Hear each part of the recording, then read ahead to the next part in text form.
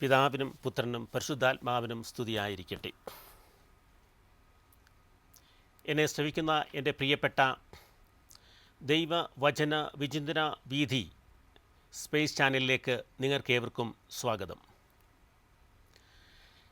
ഈ സുപ്രഭാതത്തിൽ നമുക്ക് ചിന്തിക്കാനായിട്ട് ലഭിച്ചിരിക്കുന്ന ദൈവവചനം വിശുദ്ധ യോഹന്നാൻ്റെ സുവിശേഷം 16-ാം അധ്യായം 16 മുതൽ 24 വരെയുള്ള തിരുവചനങ്ങളാണ്. തമ്പുരാൻ നമുക്ക് തന്നിരിക്കുന്ന തിരുവചനം വിചിന്തനം ചെയ്യുവാൻ നമുക്ക് നമ്മുടേതായ പ്രാപ്തിയിൽ കഴിവുള്ളതല്ല. നമുക്കൊരു നിമിഷം നമ്മുടെ കണ്ണുകളെ അടച്ച് തമ്പുരാൻ്റെ കൃപ ലഭിക്കുന്നതിന് വേണ്ടി, തമ്പുരാൻ ആഗ്രഹിക്കുന്നത് പോലെ നമുക്ക് മനസ്സിലാക്കുന്നതിന് വേണ്ടി നമുക്ക് കണ്ണുകളെ അടയ്ക്കാം. ഞങ്ങളുടെ നല്ല പിതാവേ, ഈ നല്ല സമയത്തിനായിട്ട് ഞങ്ങൾ നിന്നെ സ്തുതിക്കുന്നു, ആരാധിക്കുന്നു. ഇന്നേ ദിവസം ഞങ്ങൾക്ക് വിചിന്തനത്തിനായി തന്നിരിക്കുന്ന തിരുവചനങ്ങളെ അങ്ങയുടെ കരങ്ങളിലേക്ക് അടിയങ്ങൾ സമർപ്പിക്കുന്നു. അവിടുന്ന് മാത്രമാണ് ഞങ്ങൾക്ക് തിരുവചനം പറഞ്ഞു തരേണ്ടത്. ഞങ്ങളുടെ ഓരോരുത്തരുടെയും ജീവിത സാഹചര്യങ്ങളിൽ അവിടുന്ന് ഞങ്ങളോട് സംസാരിക്കുകയാണല്ലോ ആ തിരുവചനത്തിലൂടെ. തിരുവചനം ഞങ്ങൾക്ക് ഹൃദ്യമായ രീതിയിൽ, ഞങ്ങൾക്ക് മനസ്സിലാകുന്ന രീതിയിൽ ഞങ്ങൾക്ക് അവിടുന്ന് വിവരിച്ചു തന്നാലും നിത്യം പിതാവും പുത്രനും പരിശുദ്ധാത്മാവുമായി സർവേശ്വര, ആമേൻ. എന്നെ കേൾക്കുന്ന എൻ്റെ പ്രിയപ്പെട്ടവരെ, ഈ തിരുവചനം നാം വായിക്കുമ്പോൾ നമുക്ക് മനസ്സിലാക്കാൻ കഴിയുന്നത് സഹനവും സന്തോഷവും മരണവും എന്ന 3 കഥാതന്തുക്കളെ നമുക്കിവിടെ കാണാം. അതോടൊപ്പം തന്നെ നമ്മുടെ കർത്താവ് നമ്മളോട് പറയുകയാണ്, നിങ്ങൾക്ക് ദുഃഖമുണ്ടാകും, പക്ഷേ ആ ദുഃഖം സന്തോഷമായി മാറുമെന്ന്. കൂടാതെ 3-ാമതായിട്ട് കർത്താവ് പിന്നെയും നമ്മളോട് പറയുന്നു, നിങ്ങൾ എന്നോട് ചോദിക്കുവീൻ, നിങ്ങൾക്ക് ലഭിക്കും, നിങ്ങളുടെ സന്തോഷം അതോടുകൂടെ പൂർണ്ണമാവുകയും ചെയ്യുമെന്ന്. ഈ 3 വ്യത്യസ്തമായ ആശയങ്ങളോട് ചേർന്ന് നിന്നുകൊണ്ട് നമുക്ക് ഈ തിരുവചനത്തെ ഒന്ന് വിചിന്തനം ചെയ്യാം. ഞാൻ ആദ്യം പറഞ്ഞതുപോലെ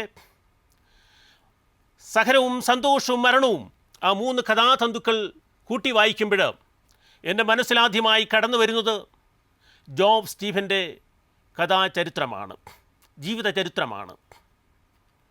അദ്ദേഹം 2005 സ്റ്റാൻഫോർഡ് സർവകലാശാലയിൽ നടത്തിയ ഒരു പ്രസംഗമാണ് അതിനാധാരമായി എൻ്റെ മനസ്സിൽ ഉള്ളത്. നമുക്കറിയാം, ജോബ് സ്റ്റീഫൻ്റെ ജീവചരിത്രം മനസ്സിലാക്കുമ്പോൾ നമുക്ക് കാണുവാൻ കഴിയുന്നത് അദ്ദേഹത്തിൻ്റെ ജീവിതത്തിൻ്റെ പല പ്രതിസന്ധികളെയാണ്.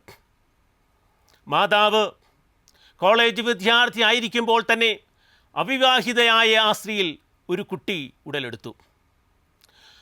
കുട്ടി ഉദരത്തിലായിരുന്നപ്പോൾ തന്നെ ആ കുട്ടിയെ വേറൊരാൾക്ക് ദത്ത് കൊടുക്കുവാൻ കരാറാക്കിയിരുന്നു. അങ്ങനെ മാതാപിതാക്കളില്ലാത്ത ദുഃഖത്തിൽ വളർന്ന ഒരു വ്യക്തിയായിരുന്നു സ്റ്റീവ് ജോബ്സൺ. നമുക്കറിയാം, മാതാപിതാക്കളില്ലാതെ ജീവിക്കുമ്പോഴുണ്ടാകുന്ന ഏറ്റവും വലിയ മനോവേദന ഒരു വ്യക്തിയെ സംബന്ധിച്ചുള്ളത് എന്തുമാത്രമുണ്ട് എന്ന് നമുക്ക് ചിന്തിക്കാനായിട്ട് കഴിയാവുന്നതേ ഉള്ളൂ. ആ ജീവിത സാഹചര്യത്തിലൂടെ വളർന്ന സ്റ്റീവിന് ഭൗമികമായ തരത്തിലുള്ള പഠനക്രമങ്ങളിൽ ഒന്നിലും തന്നെ സന്തോഷമില്ലാതെ തൻ്റെ കോളേജ് വിദ്യാഭ്യാസം അവിടെ വച്ച് നിർത്തേണ്ടി വന്നു. എന്നിരുന്നാലും ഭൗമികമായ വിദ്യാഭ്യാസമല്ല, അതില്ലാതെ തന്നെ തനിക്ക് ഉയർന്ന വലിയവനാകാൻ കഴിയുമെന്ന് തെളിയിച്ചുകൊണ്ട് താൻ മുന്നേറിക്കൊണ്ടിരുന്നു. നമുക്കറിയാം, തൻ്റെ ജീവിതകാലത്ത് സാങ്കേതിക വിദ്യകളെ സൂക്ഷ്മതയോടെ പരിശോധിച്ച് അതിൻ്റെ സൂക്ഷ്മതകൾ കണ്ടെത്തി ലോകത്തിൽ ആകമാനം സാങ്കേതിക വിദ്യയുടെ പ്രതിഫലനങ്ങൾ ഉൾക്കൊള്ളിച്ചുകൊണ്ട് ആപ്പിൾ എന്ന കമ്പ്യൂട്ടർ അദ്ദേഹം കണ്ടുപിടിച്ചു.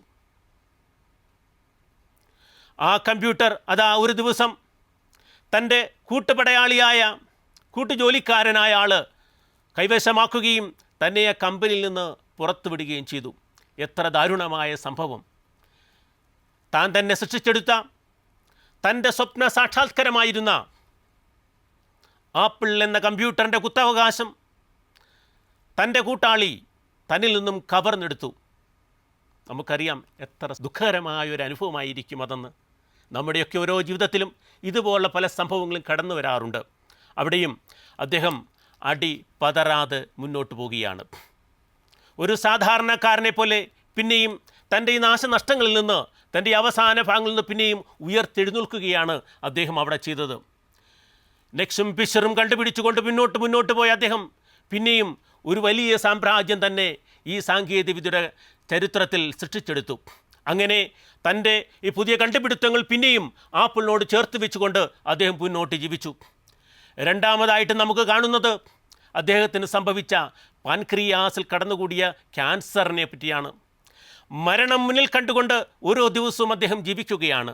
മരണം മുന്നിൽ കണ്ടുകൊണ്ട് ജീവിക്കുമ്പോഴും അദ്ദേഹത്തിൻ്റെ മനസ്സിലൊന്ന് പറഞ്ഞിരുന്നു, തൻ്റെ ഓരോ ചുവടുവെപ്പും തൻ്റെ ഉടയവനോട് കൂടിയായിരിക്കണമെന്ന്. അങ്ങനെയുള്ള തിരിച്ചറിവ് അദ്ദേഹത്തിന് പ്രത്യാശ നൽകി. അവസാനം വരെ ആ ദുഃഖങ്ങൾ ഓരോന്നും സന്തോഷത്തോടെ കാണുവാൻ, സന്തോഷം ഉൾക്കൊണ്ട് ജീവിക്കുവാനായിട്ട് അദ്ദേഹത്തിന് കഴിഞ്ഞു.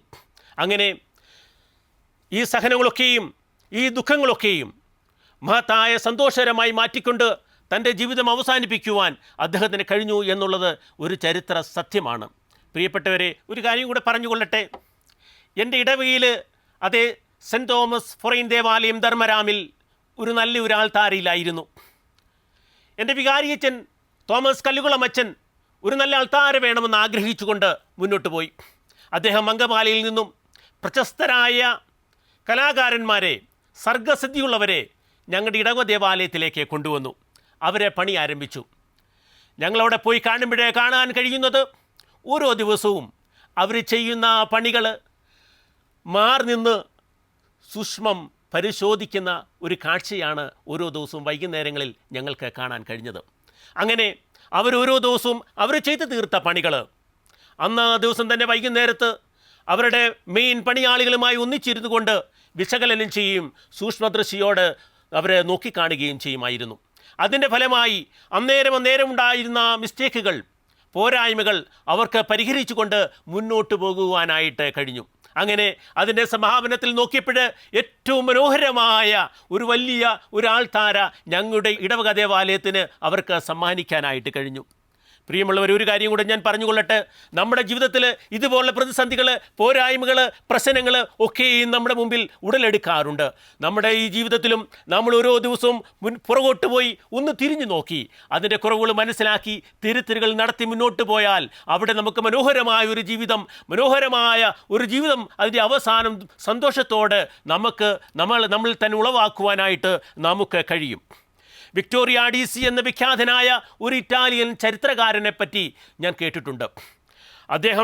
അദ്ദേഹത്തിൻ്റെ ബൈസിക്കിൾ തീവ്സ് എന്ന ഒരു ചിത്രത്തിലൂടെ അതിലെ തൻ്റെ നായകൻ തൻ്റെ മകനോട് പറയുന്ന ഒരു വാക്യമുണ്ട്. ഇവിടെ അദ്ദേഹം പറയുകയാണ്, മരണമൊഴിച്ച് എന്തിനും പരിഹാരമുണ്ടെന്ന്. പ്രിയപ്പെട്ടവരെ, ശരിയല്ലേ? നമുക്കും അങ്ങനെ തോന്നാറില്ലേ? മരണമൊഴിച്ച് എന്തിന് പരിഹാരമുണ്ട്?